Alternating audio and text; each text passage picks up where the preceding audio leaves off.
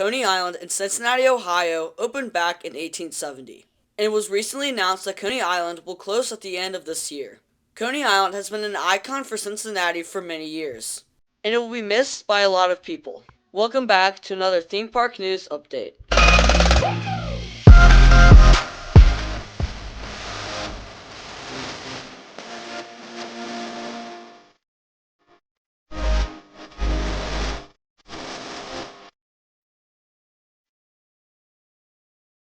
Coney Island has endured a lot over its 153 years of operation, including being shut down for a period of time. Now, it is not really shocked that Coney Island is closing at the end of this year, given the fact that the dry park hasn't been open for 4 years.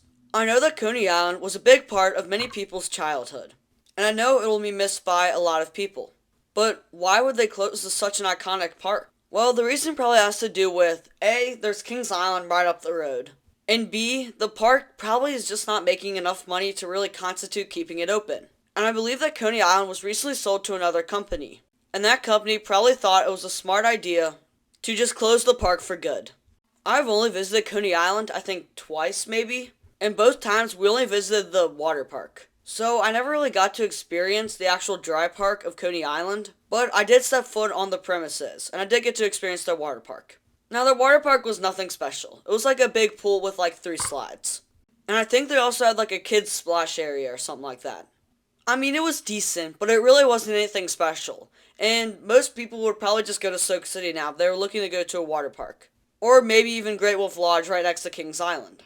Now, one thing to wonder is where will some of these iconic rides go? Will they just sell them all for scrap, or will they try to save them or preserve them or sell them to another park maybe?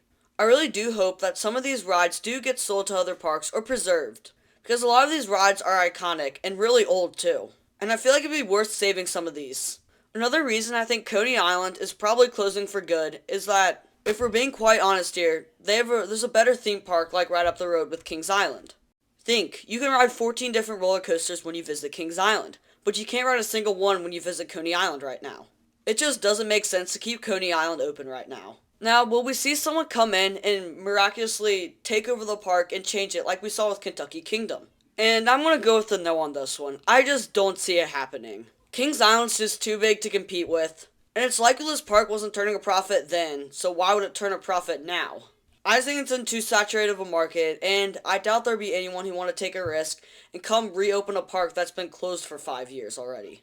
Now, I do hope I'm wrong on this, because it would be great to see Coney Island open up once again. But the chances of that are extraordinarily slim. Like, really, really slim.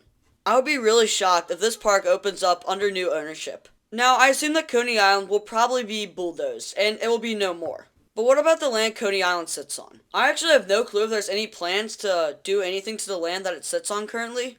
But I really do hope something interesting goes there, like, they can maybe turn it into, like, more of a family-friendly, like, water park, per se. Or, like, a really nice pool or something like that. Like, something cool that the whole family can enjoy would be a really great way to honor Coney Island, and it'd be a pretty good replacement, too. Coney Island will always be remembered as a great little amusement park that brought joy to millions.